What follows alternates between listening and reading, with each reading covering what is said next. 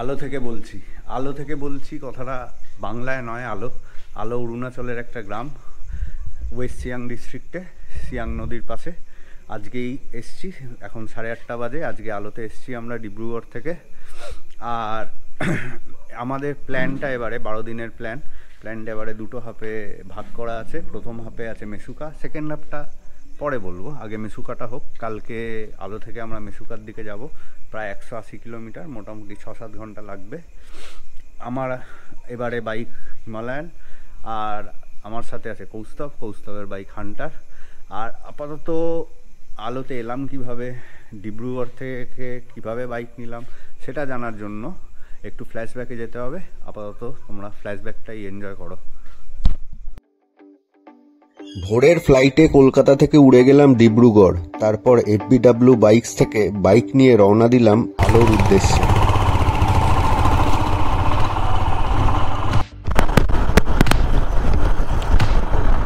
আমরা ডিব্রুগড় ক্রস করে বগুবিলের রাস্তায় চলে এসেছি।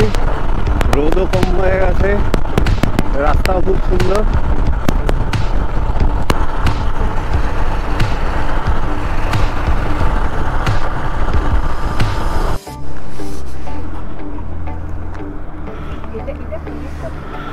আমরা আছি বগিবিল ব্রিজের ওপর, সেদিকে তাকাচ্ছি শুধুই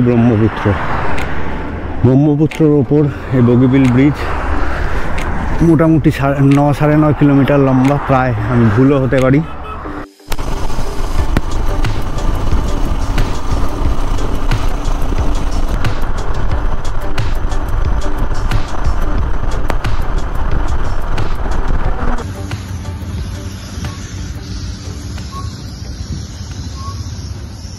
এরপর রাতের অন্ধকারে খারাপ পাহাড়ি রাস্তা দিয়ে আমরা আস্তে আস্তে ঠিকই পৌঁছে গেলাম আলো।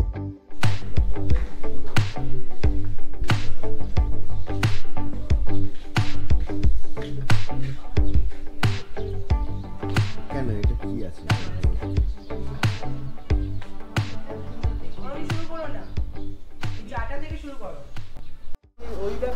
ठीक है, हम लोग चलते निकलते। Thank you.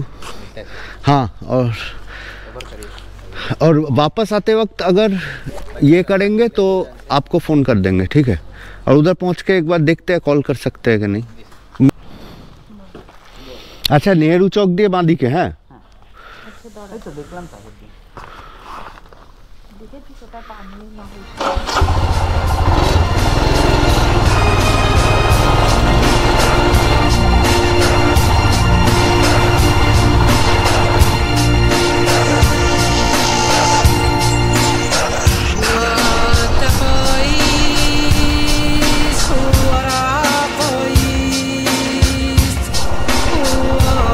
এটাই সিয়াং।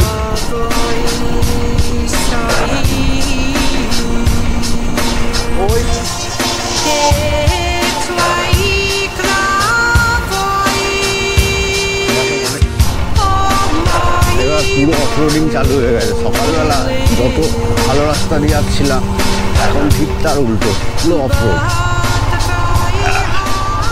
সামনের 100 কিলোমিটারও এরকমই থাকবে মনে হয়। আর একটা ওয়াটারফল, এই পুরো রাস্তাটা এরকম প্রচুর ওয়াটারফল পাবো। ওই দিকের ভিউটা জাস্ট অসাধারণ। ऐसे कैसे कैसे को रास्ता सामने, আহা, এই তলা দিয়ে জলটা যাচ্ছে।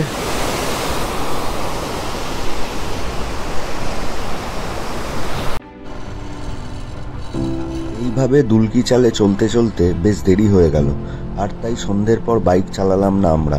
মেসুকা পৌঁছতে পারলাম না আর সেদিন, থেকে গেলাম তাতোতেই, মেসুকা থেকে প্রায় 60 কিলোমিটার আগে।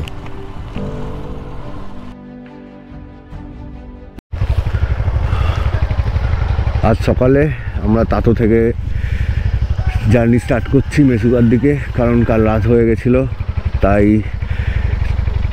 পৌঁছতে পারিনি মেসুকা। এই তাতোতেই থেকে যেতে হয়েছিল।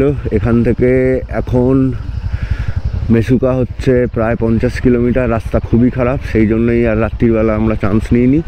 6:30 নাগাদ তাতোতে ঢুকি, তাততেই থেকে যায় একটা হোমস্টেতে। ফার্স্ট যে হোমস্টেটা পড়ে এই যে উপরে সবুজ রঙের বেড়াল দেওয়া, এই হোমস্টেটাই থাকি। দারুণ হোমস্টে, 2000 টাকা পার রুম পার ডে। ঠিকই আছে, হ্যাঁ বসেছ? চলো শুরু।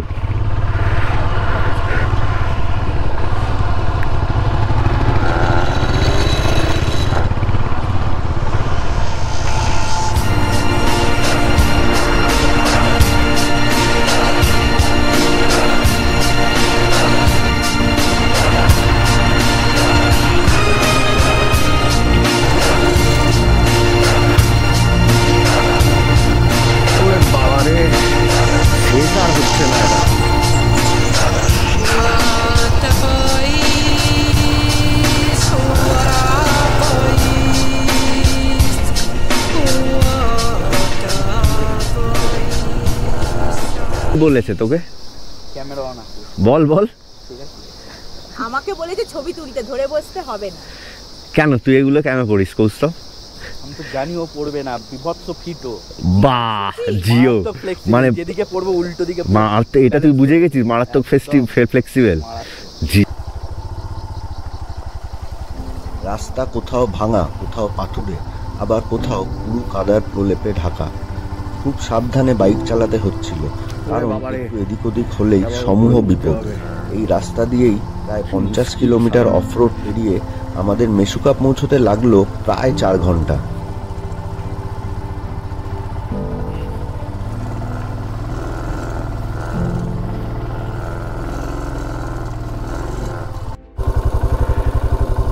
ওই যে মেসুকা পৌঁছে গেছি,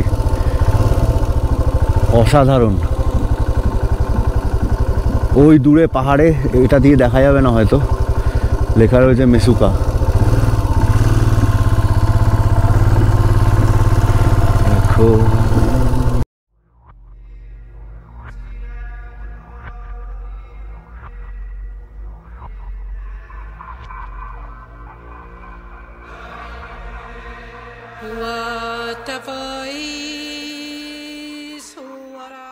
ফাইনালি আমরা পৌঁছে গেছি মেসুকাতে। এই যে পেছনে আমাদের হোমস্টে, এই যে বাইক দাঁড়িয়ে আছে, কৌস্তব লাগেজ খুলছে। ইয়ারগাপচু হোমস্টেতে আছি। এই যে আমাদের রুম, দুর্দান্ত রুম, মাত্র 800 টাকা পার ডে।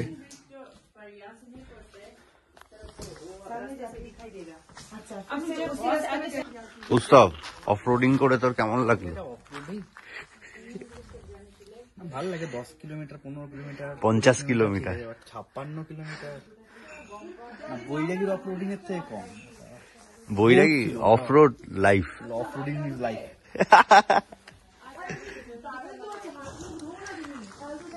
চারদিকে এই লোকেশনে আমরা হোমস্টেটা পেয়েছি।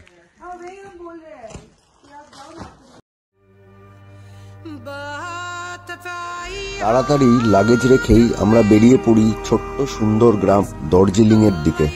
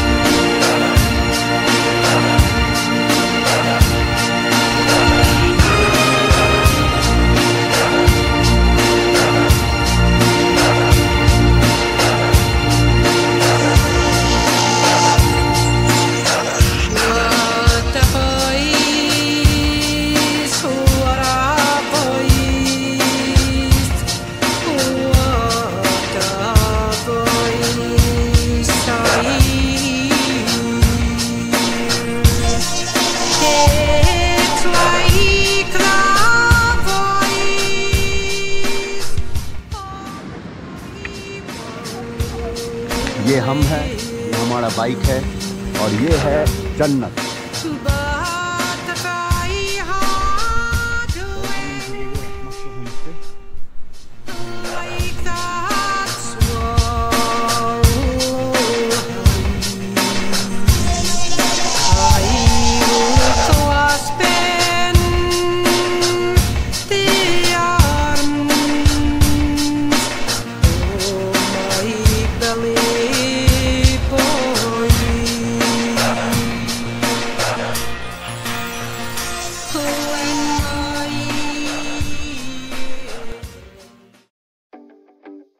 পরদিন সকাল সকাল বেরিয়ে পড়লাম ভারতের শেষ প্রান্ত লামাংয়ের উদ্দেশ্যে।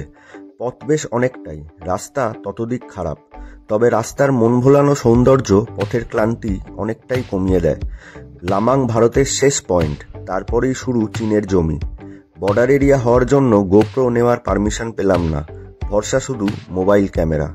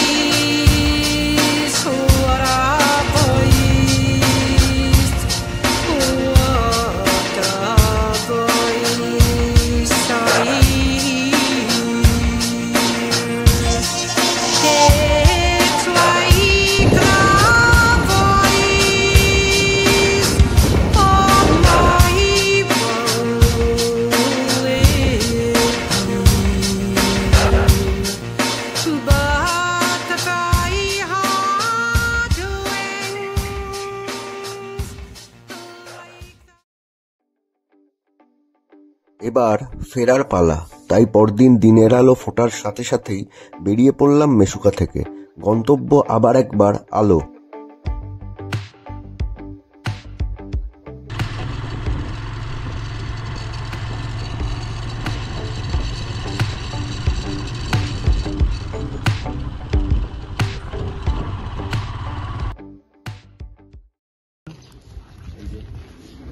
বাইক রেডি, আজকে জার্নি সেকেন্ড পার্ট শুরু হচ্ছে। আমরা যে যাব আলো থেকে তেজু, অনেকটা দেরি হয়ে গেছে কিন্তু পুরোটাই হাইওয়ে, কোনো চাপ নেই। আমাদের বাইক রেডি।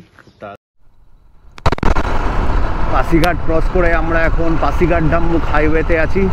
অসাধারণ রোড কন্ডিশন আর চারিদিকে জঙ্গল, জঙ্গলের মধ্যে দিয়ে এঁকে বেঁকে হাইওয়ে চলে গেছে। দুর্দান্ত রাস্তা। তেজু এখনও 138 কিলোমিটার। দেরি করে বেরোলেও রোড কন্ডিশনের ওপর ভরসা করে মনে হচ্ছে পৌঁছে যাব ঠিক সময়।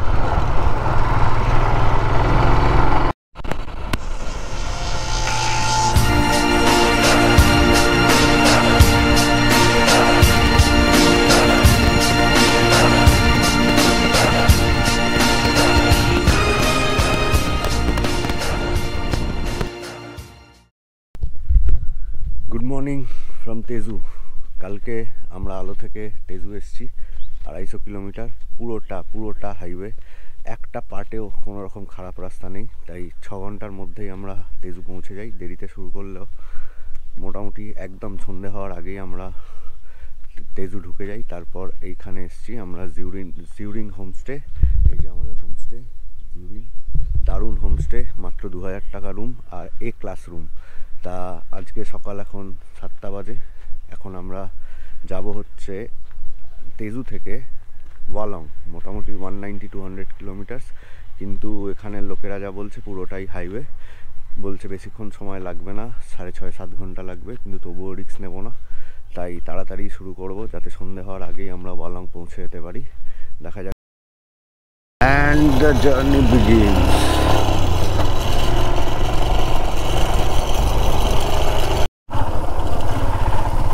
হাইওয়ে ছেড়ে আমরা আবার জঙ্গলের সরু রাস্তা ধরে নিয়েছি। হাউলিয়াং এখনও এখান থেকে প্রায় 45 কিলোমিটার। জানি না এই অফরোডিংটা কতক্ষণ চলবে, এই রাস্তা সম্পর্কে কোনো আইডিয়াই নেই আমার, তাই যেরকম রাস্তা যাচ্ছে আমরাও সেরকমই যাব। কিন্তু চারিদিকে সৌন্দর্য অসাধারণ, তাই রাস্তার কষ্টটা একটু ভুলে থাকছি আর কি। একটা খারাপ অফরোডিংয়ের পর আবার হাইওয়ে পেয়েছি। এখন জানি না এই হাইওয়েটা কত দূর যাবে, আশা করি বেশ কিছুক্ষণ চলুক, অ্যাটলিস্ট হাউলিয়াং অবধি তো চলুক। অফরোডিংয়ে যান কয়লা হয়ে গেছিলো। স্মুথ হাইওয়ে, একদম নতুন করেছে। হাউলিয়াং ক্রস করে গেছি আমরা, এখন মোটামুটি হাইওয়ে পাচ্ছি, তবে মাঝে মাঝে একটু অফরোডিং থাকছে কারণ কাজ চলছে, তাই রাস্তা কাটিং হয়েছে। সেই জন্য একটু আধটু অফরোডিং, কিন্তু ম্যাক্সিমামটাই হাইওয়ে। আর হাইওয়ে বলতে এরকম পুরো স্মুথ প্লেন রোড, গাড়ি 50-60 ভাগাতে পারছি।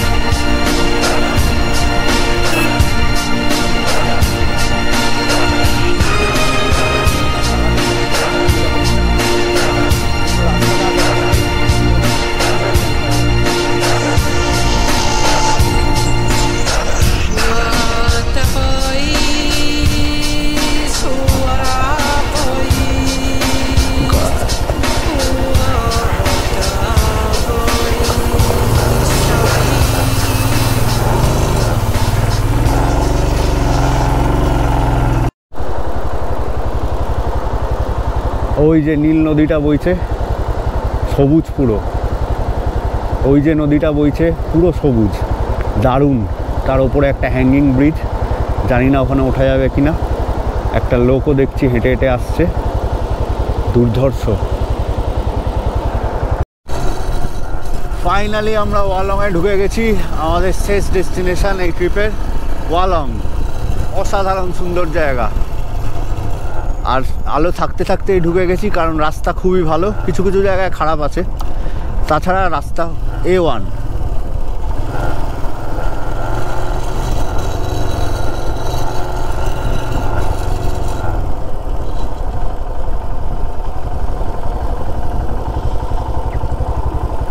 ये हॉट स्प्रिंग किस तरफ पड़ेगा? आगे। और वालंग में होम स्टे है?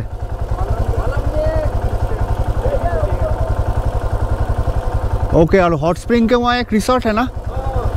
हॉट स्प्रिंग कितना दूर है? ओके ओके ओके ठीक है। एक तो नामती है ना, नामती। हाँ हाँ होम स्टे है। ओके ठीक है। वहाँ से वो तो दिखाते हो। हाँ কোথায় গেল ওরা?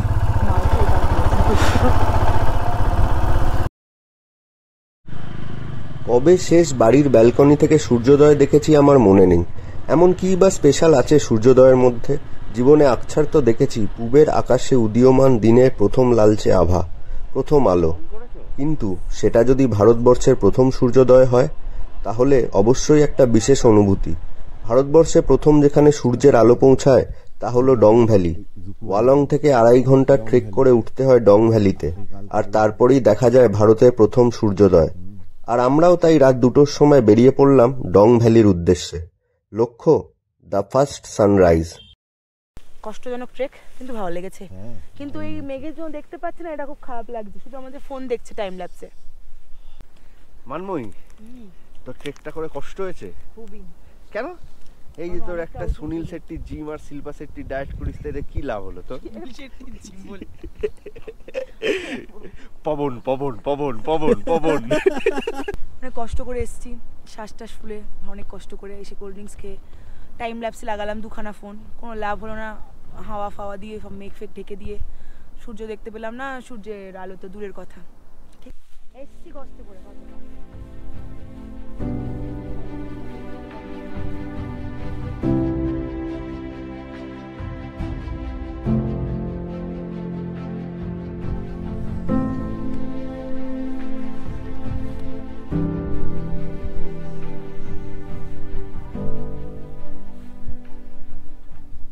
দুটোর সময় ঘুম থেকে উঠে 2 ঘন্টা ট্রেক করে আমরা ডং ভ্যালির ওপরে এসে সূর্য ওঠা ঠিকঠাক করে দেখতে পারলাম না। তার কারণ মেঘ ঢুকে গেছে, রাত্রিরে তারাও দেখতে পেলাম, চাঁদও দেখতে পেলাম। সকালবেলা একটু আলো ফুটতেই দেখলাম যেদিকে সূর্য উঠবে সেদিকে মেঘ। তাই আলো ফুটলো, জায়গাটা প্রচণ্ড সুন্দর, সব ঠিক আছে, কিন্তু যে কারণের জন্য এসেছি ঠিক সেই কারণটা পূর্ণ হলো না আর কি। আবার কালকে চেষ্টা করবো ভাবছি, যদি সম্ভব হয়। দেখা যাক। আপাতত ডং ভ্যালি থেকে নেমে যাওয়ার সময় গিয়ে হোমস্টেতে এখন টানা ঘুম। কি হলো?